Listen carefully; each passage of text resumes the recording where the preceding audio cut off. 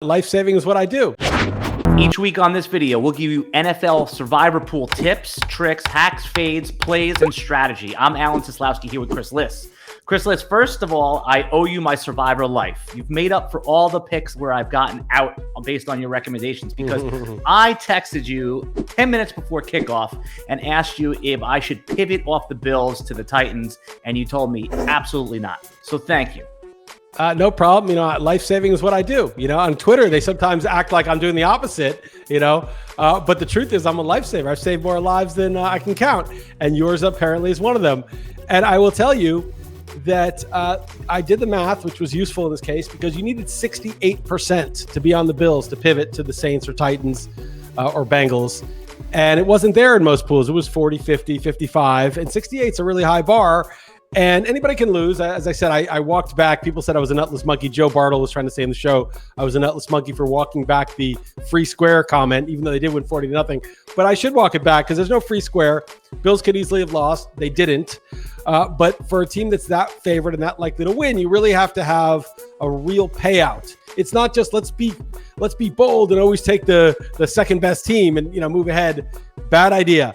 Do it where the math says to do it. Do not do it where the math says not to do it. Last week was a not to do it. And so the Bills were the right call. What's the breakdown for week 5? A lot of us are getting down. We've used a lot of our good teams. I put two teams tied for first, the Bucs and the Patriots. Patriots are at Houston. Bucs are hosting Miami. But I'm adding in the Vikings as a third. I think, that line just moved up from about 7.5 to 8.5, 9. And I was on the Vikings also. I laid the wood with them in the beating the book column.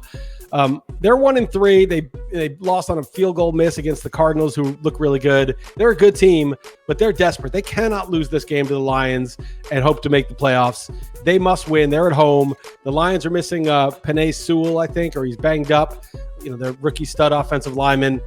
I think the Vikings smash in this spot, and I'm putting them equal to the Patriots and Bucs. So because the ownership levels of all three teams are about equal, it's about 25 a couple days ago for the Patriots, 23 for the Bucs, 18 for the Vikings. It's negligible, the difference.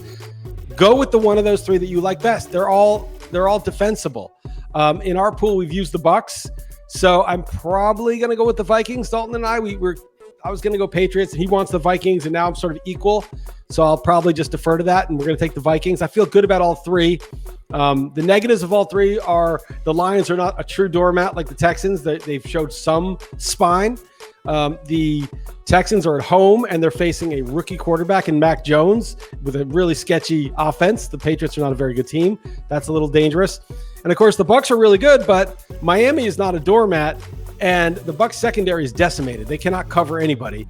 And Brady did not look that sharp without Gronk on Sunday night. So all three have their risks, but I think all three are going to win. Obviously, I wouldn't pick three teams to win because if each is 80%, 80 times 80 is 640, and times 8 again is what? About 50-50. Three, it's 512, right? 8 to the third is 8 cubed is 512. So you're talking about 0.512. All three winning is 50-50. This is the video you come to find out someone who could do 8 cubed on the top of their head. So most people, have trouble with 8 squared, but 8 cubed, that is unbelievable math right there. Okay, each week there's always teams that are popular teams that take unnecessary risk. So you could use the Ravens home against the Colts Monday night. I don't like it as much as the top three, but it's not crazy. And you could use the Cowboys against the Giants.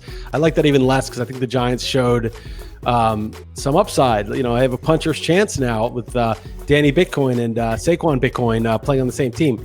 So, but those are acceptable, but I wouldn't personally use them, but I wouldn't fight you if you used them.